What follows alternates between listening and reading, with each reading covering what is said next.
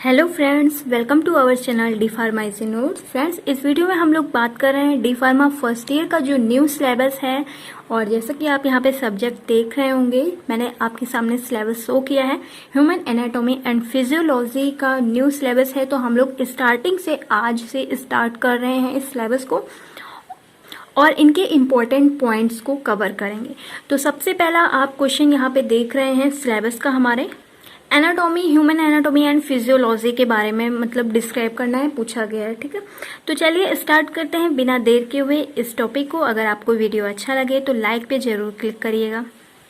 तो पहले पूरे सिलेबस को कवर करने से पहले यहाँ पे ह्यूमन एनाटॉमी एंड फिजियोलॉजी होता क्या है, इसमें किस चीज़ के किस बारे में पढ़ना रहता है, ये सब यहाँ पे बताया गया है। ठीक है, तो देखिए यहाँ पे लिखा हुआ है, आपको क्लियर दिख रहा होगा, की point two anatomy and physiology. तो ये पॉइंट्स बहुत ही ज़्यादा आपके लिए इम्पोर्टेंट रहेंगे, अभी भी और बाद के लिए भी बहुत ही ज़्यादा इम्पोर्टेंट रहेगा। तो देखिए यहाँ पे anatomy and physiology although similar on some way offer two parts हैं ये, और इनके बारे में एक एक के बारे में बताया गया है। यहाँ पे देखिए, studying a living organism will studying anatomy there of a force on the structure of living organism by looking at components of organism biological system as well as the structure of the organ and tissues that make up their biological system। तो anatomy में यहाँ पे बताया गया है, anatomy में किसकी हम लोग स्टडी कर रहे हैं, ऑर्गेनिज्म सिस्टम के और स्ट्रक्चर ऑफ लिविंग ऑर्गेनिज्म की। Okay,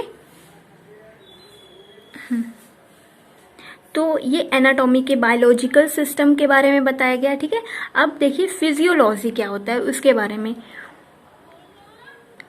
on the other hand, together in the body, this topic can be studying simultaneous in the course, but each science has specialization at different levels.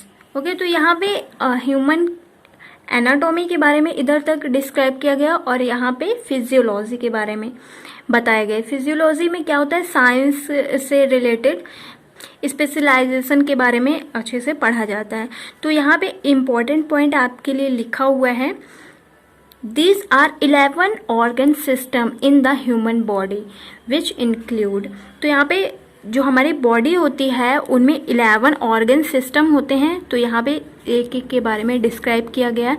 ज़्यादातर physiology में organ के बारे में या structures को देखना रहेगा, जो कि स्ट्रक्चर वगैरह आप एग्ज़ाम की कॉपी पे बनाएंगे तो आपको काफ़ी ज़्यादा नंबर मिलने के चांसेस रहते हैं।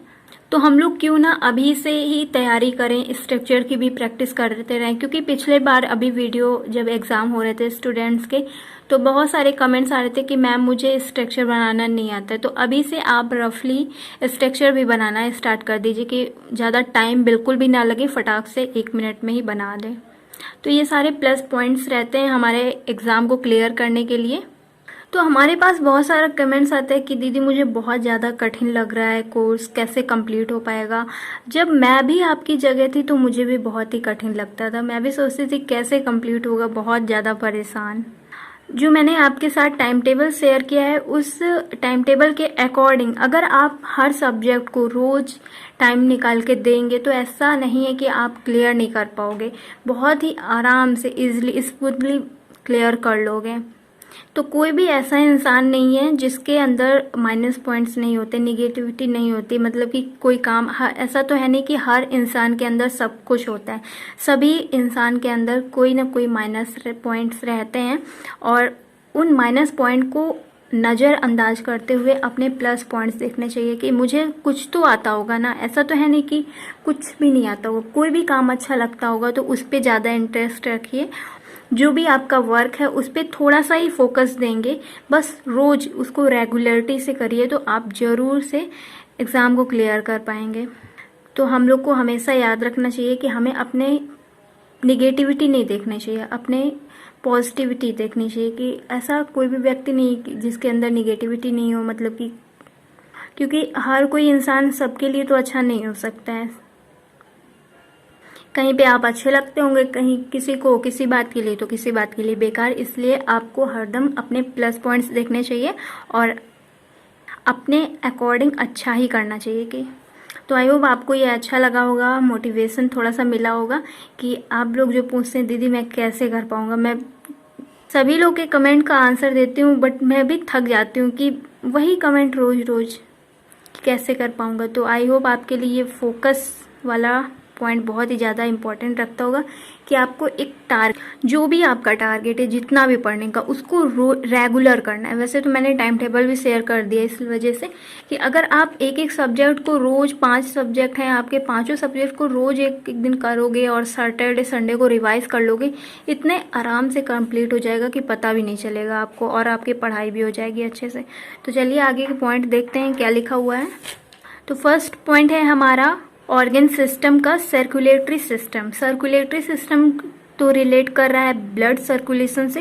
तो यहाँ पे आप देख रहे हैं circulated blood around the body, heart, arteries, when, delivering oxygen. तो ये पंप करता है, पूरा सर्कुलेट करता है ब्लड बॉडी में और कैरी करता है वेस्ट प्रोडक्ट्स को आउट करता है। ठीक है, तो और अब नेक्स्ट हमारा टॉपिक है डाइजेस्टिव सिस्टम।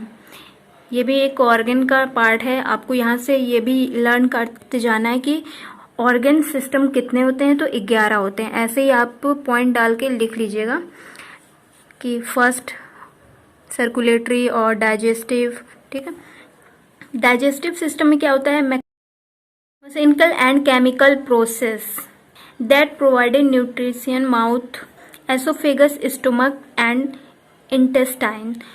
तो प्रोसेस जो होता है माउथ से एसोफेगस में और फिर स्टमक में जाके अगर हो सकेगा तो मैं यहाँ पे शो कर रही हूँ इमेज को, आप देख लीजिएगा।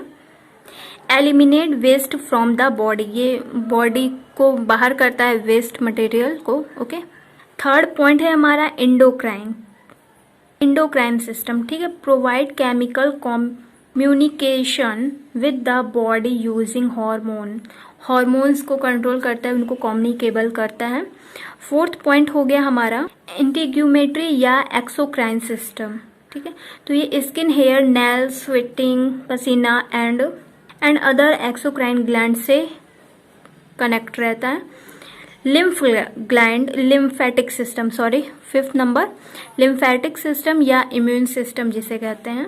इसका वर्क मेन रहता है फ्लूइड सेल्स को लेयर में लिम्फ में कन्वर्ट करता है, लिम्फेटिक वेसल्स में। ठीक है, बॉडी के अगेंस्ट रहता है और वायरस से फाइट वगैरह करने में रहता है। 6 नंबर हो गया muscular system, enable to body to move using muscles. तो आप सभी को पता है लेफ्ट टर्न राइट करने में मसल्स का यूज होता है, मूव होती हैं। 7 नंबर में नर्वस सिस्टम के बारे में बताया गया है। नर्वस सिस्टम का सबसे अच्छा काम ये होता है, ये इंफॉर्मेशन देते हैं हमारे ब्रेन को, brain and tell the muscle connecting, जैसे किधर भी पेन हो रहा है या कौन सी एक्टिविटी करनी है, खाना है, कहीं जाना है, कैसा माइंड पे इफेक्ट हो रहा है। तो ये नर्वस सिस्टम बॉडी ब्रेन तक हमारे मतलब कि कनेक्ट रहती है। जैसे कि हम लोग ये नर्वस सिस्टम फोन करती है ब्रेन को। ओके, तो ये मतलब वैसे ही एक्टिविटी करता है। तो ये नर्वस सिस्टम वाला आपको पॉइंट बहुत ही ज़्यादा इम्पोर्टेंट रहेगा और इसको सेकेंड ईयर में भी ध्यान देना रहेगा। ऑल फिजिकल एक्शन को कनेक्ट करती है, कंट्रोल करती है। अब चलिए 8 नंबर को देखते हैं, रीनल सिस्टम या यूरिनरी सिस्टम, जो कि किडनी का फंक्शन होता है, किडनी फिल्टर करती है ब्लड को। ठीक है, और नेक्स्ट हमारा 9 नंबर है reproductive system, organ require to producing offspring of sparing. तो यहाँ पे डिफाइन किया गया मेल ऑर्गन, फीमेल ऑर्गन्स के बारे में। 10 नंबर हमारा है रेस्पिरेटरी सिस्टम। अब रेस्पिरेटरी सिस्टम है तो फिर लंग से तो रिलेटेड होगा ही, सांस, हवा, ओके, एयर से रिलेटेड है। 11 नंबर है स्केलेटल सिस्टम, जिसमें बोन्स एंड जॉइंट्स रहेंगे। तो देखिए यहाँ पे कुछ इम्पोर्टेंट पॉइंट्स है।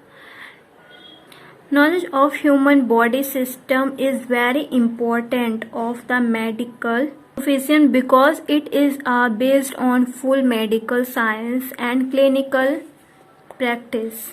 Although generally the structure aspect human body system studying and anatomy and the functions aspect are studying in the physiology, but is very important have a coordination between the two subjects because knowledge of structure in incomplete without the knowledge of functions and the knowledge of function in incomplete without the knowledge of structure.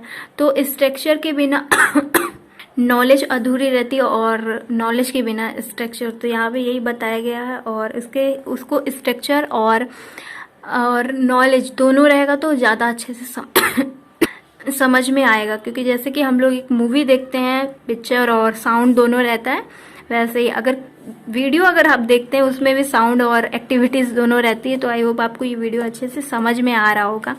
Okay, अब देखिए यहाँ पे blood के बारे में थोड़ा सा बताया गया है। बट ये हमारे 11 ऑर्गन्स जो सिस्टम थे उनसे अलग है, तो इस ब्लड वाले टॉपिक को बाद में कवर किया जाएगा। पता नहीं कितने स्टूडेंट्स देख रहे होंगे, कितने चले गए होंगे, तो जितने लोग देख रहे हैं अपना नाम कमेंट जरूर कर दीजिएगा। उन लोगों को ये फ़ायदा होगा कि आप जैसे ही आप कमेंट करते हैं किसी भी हेल्प के लिए, जो भी आपको ज़रूरत रहेगी तो आपकी हेल्प पहले की जाएगी अकॉर्डिंग टू वो स्टूडेंट जो वीडियो को बिना देखे भाग गए हैं। ठीक है, तो आप अपना स्पेशल नाम कमेंट कर दीजिएगा। फिर और भी किसी टॉपिक का वीडियो चाहिए तो आप कमेंट कर सकते हो, और अगर वीडियो अच्छा लगा है तो thank you so much. Please do like, share and subscribe this channel. Take care. Bye bye guys. Subscribe.